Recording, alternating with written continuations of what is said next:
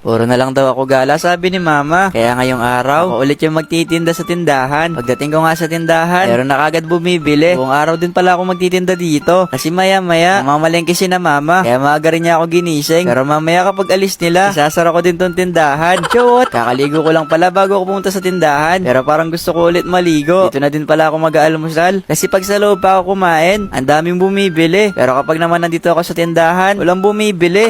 Para nangaasar yung mga tao dito. Chot! Binilin din pala sa akin ni mama. Na-display ko rin yung mga natirang stock. Kumuha na muna pala ako ng karton na pwedeng i-display. Pinapa-display nga sa akin ni mama etong karton ng Mr. Chips. Bago daw nilang product. Kaya kailangan ko na daw i-display para mabenta na din kagad. Pag pa naman may bagong display dito, curious yung mga tao kung ano yung lasa. Kaya kagad din nauubos. Mamaya kapag katapos ko mag-display, kukuha din ako ng bagong product ng Mr. Chips. Kumuha na muna pala ako ng alambre para itusok yun sa mga chichirya. Eto na rin kasing ginagamit namin pang display. Isa-isa ko lang din silang nilagay. Pero hindi ko lahat ilalagay. Magtitira pa rin ako dun sa karton para meron pa natira. Para kapag may bumibili, dun muna kami kumukuha. Nasa 7 or 8 pesos lang siya per solo pack. Tapos mga 17 pesos naman yung mas malaki. Na alam ko, aswak na to sa bulsa mo. At eto nga, may natira pa. Kaya kakainin ko na muna to habang wala pa si mama. Sobrang bango nga. Lalo na favorite ko pa naman yung sweet corn. Saktong-sakto to para sa akin. Lasa pala ng bagong labas na Mr. Chips. Malalasahan mo yung tamis ng sweet corn. At saktong alat din ng butter. Talagang may-enjoy mo tong kainin. Ako kasi sobrang na-enjoy ko. O sige na, magtitinda na muna ako habang inuubos ko tong Mr. Chips. Ayun lang. Bye-bye! Sana all may pa ringtone. Charot! Nag-check-in pala kami dito sa hotel. Ngayong araw din kasi yung birthday ni ate. At dito na rin namin sinelebrate. Kasi dito daw niya gustong ganapin yung birthday niya. Nakapanjama pala ako dyan. Kasi kagabi nagpanjama party kami. Tawa nga kami ng tawa. Kasi nakapang OOTD kami lahat ng pantulog. Ayan pala si mama tsaka papa. LQ daw sila ngayon. Charot! Dalawa pala yung kinuha naming room. Kasi kung isa lang yung kukunin namin, hindi kami magkakasya. Ang galing nga nito. Kasi meron pa silang isang pinto para makita mo yung mga iba mong kasama. Eto palang mga kasama ko, tulog na tulog pa. Kasama din pala namin dito si Mami, yung kapatid ni Mama. Sa kanila kami tumutuloy kapag nasa Manila ako. Pumasok na muna pala ako sa loob ng CR. Kasi ilang oras na lang din, bababa na din kami. Nakahanda na din daw kasi yung breakfast. Late na din kasi kami natulog kagabi, kaya late na din kami nagising. Labas ko nga ng CR, sabi ko kay Mama, magbukas na siya ng tindahan kasi may bumibili na ng kape. Charot! Eto naman senyor, kakagising lang. Sana all just woke up. Chut! Pagkatapos nga namin makapaghanda, kinuha ko na tong card para makababa na kami. Sabi ko nga sa kanila, bilisan na nilang kumilos kasi nag-away na yung mga bulati ko sa tiyan. At ngayon ko lang pala napansin, si mama lang yung nakasapatos sa amin. Sana all mag-aalmusal lang nakasapatos pa. Chut! Dumiretso pala kami dito sa 4th floor, sa may Spencer. Dito rin kasi kami mag-aalmusal. At sobrang dami din pala ng food nila dito. Kasi buffet din siya. Gusto ko sana mag-almusal ng ganito para magmukhang aesthetic yung araw ko. Kaso nga lang, mas gusto ng mga bulati ko yung ganito. Ayaw daw nila yung cereal at saka yung oatmeal. Chut! Pagkatapos nga namin mag-almusal, nagpalit na din kami ng damit tapos dumiretso kami dito sa pool area. Pero nag-shower na muna ako bago ako mag-swimming. Ito palang gagawin ko. Ipapakita ko sa inyo yung mga natutunan ko. Nag-aaral pa ako ng swimming lesson. Charot! Ituturo ko pala yung kaway ng aso. Ganito pala yung kumaway yung mga aso kapag nalulunod na sila. Charot! Inaya ko pala sila dyan. Magpaunahan kami. Siyempre ako yung main character dito. Kaya ako dapat manalo. Ako talaga nanalo dyan. Pagkatapos nga namin mag-swimming, umakyat na din kami. Nauna ko na nga silang bumaba kasi meron pa ako meeting sa client. May bago nga akong project ngayon. Kaso hindi ko pa pwedeng sabihin sa inyo kasi wala naman talaga. Charot! Kunwari lang na may project para lang magmukha akong aesthetic. Kumbaga kunwari may kausap ako. Charot! Pagkatapos nga nun, bumaba na din ako sa lobby. Hinahanap ko na nga kagad yun na Mari Japanese Bistro. Sabi kasi nila masarap daw dito. Kaya itatry muna namin. At saka para maiba na din muna yung kinakain namin. Pagkarating ko nga dito, siniserve na din yung mga pagkain. Eto pala yung in-order nila. Hindi na din ako umorder para sa akin kasi sobrang dami na. Tsaka mukha silang masasarap. Lalo na tong ramen. Nag-request din pala kami sa staff. Pwedeng batiin yung ate ko para sumaya yung babaeng yan kahit paminsan-minsan. Charot! Masaya naman yan kahit walang jowa. Sobrang bait nga pala ng mga staff nila dito. Kaya pagkatapos ng ginawa nila, nagpasalamat talaga ako sa kanila. Happy birthday ate! Pagkatapos nga namin kumain, nagpahinga kami ng ilang oras tapos dumiretso kami dito sa may gym. Medyo marami din kasi nakain ko. Kaya inaya ko din sila pumunta dito para kahit papano mabawasan yung mga nakain namin. Nag-workout din pala ako sa bahay tuwing umaga. Pero hindi ko naman siya nagagawang araw-araw. Siguro nasa once a month. Chot!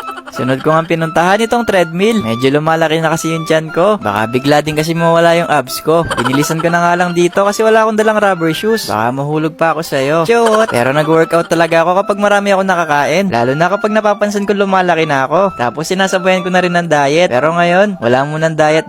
Nung kinagabihan na nga, dumiretso na kami dito sa Cactus Jack. Ang ganda nga dito. Nandito yung mga iba't ibang klase ng mga alak. Kung lasenggo ka, magugustuhan mo dito. Charot! Pero nagustuhan namin dito kasi sobrang sarap ng mga pagkain. At sa susunod nga, ganito na rin yung mga lulutuin ko. Pass muna tayo sa mga kawi-kawi. Chawot! Di ko pa kayang lutuin yan mga guys. Pagkatapos nga namin mag-pray, inumpisahan ko na nga lahat ng mga in-order namin dito. Inuna ko nang kinain tong beef ng ribs. Tapos sinabay ko na din tong chicken. Sobrang sarap nito mga guys. Sana masarap din yung ulam nyo. Kasi sobrang busog na mga bulati ko ngayon. Ayun lang. Bye-bye! Inutusan nga ako ni mama. Ako na muna daw magtinda sa tindahan. Kasi busy pa daw siya naglalaba. Tatapusin lang doon yung mga labahin. Tapos siya na yung magtitinda. Mamaya na lang daw ako matulog. Sabi ko nga sa kanya, magsara na muna ng tindahan. Kasi wala rin masyadong tao ngayon. Lalo na natutulog yung mga tao dito. Tapos yung mga bata nasa eskwelahan. Sayang daw baka may bumili ng yelo. Hindi niya alam kapag nandito ako, mas lalo siya nalulugi. Kasi kapag nandito ako, lahat ng magustuhan ko, kakainin ko.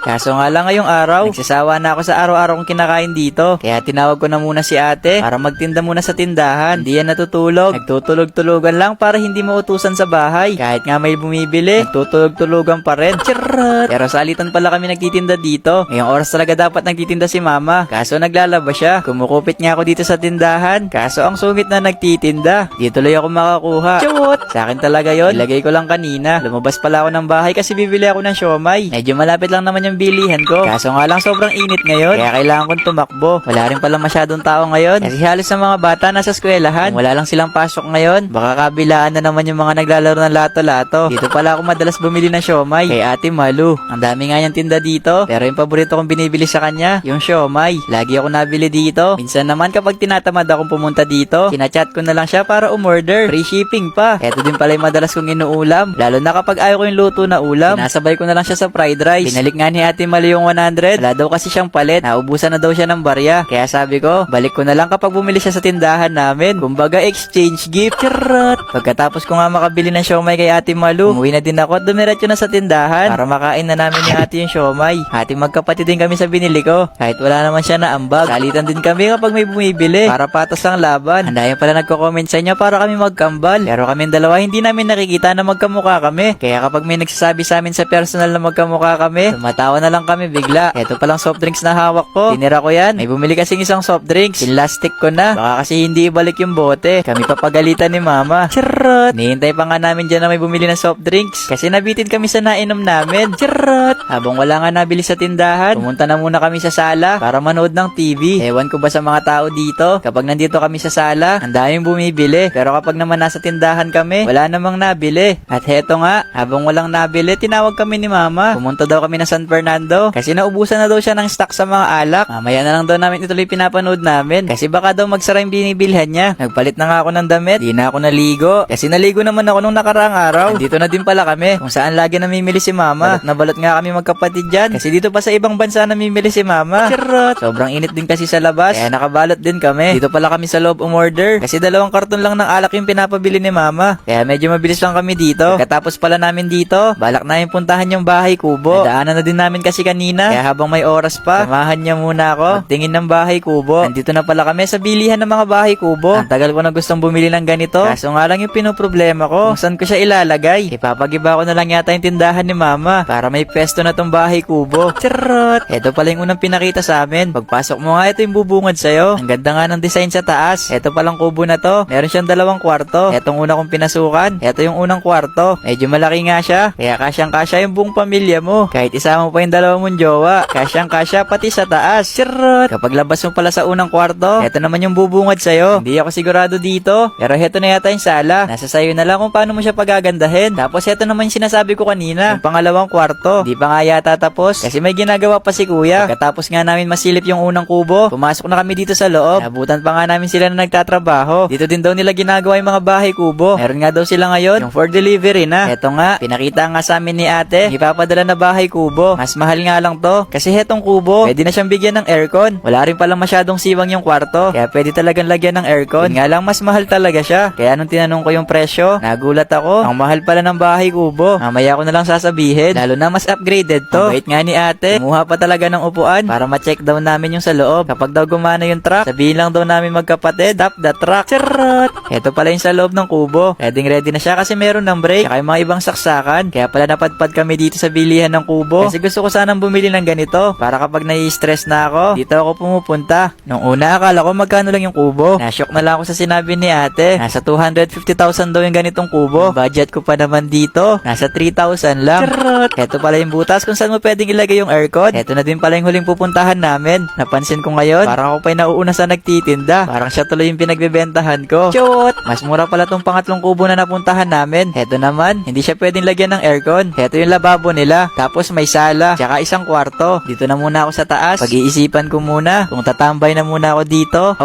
uuwi na ako. Ayun lang. Bye-bye!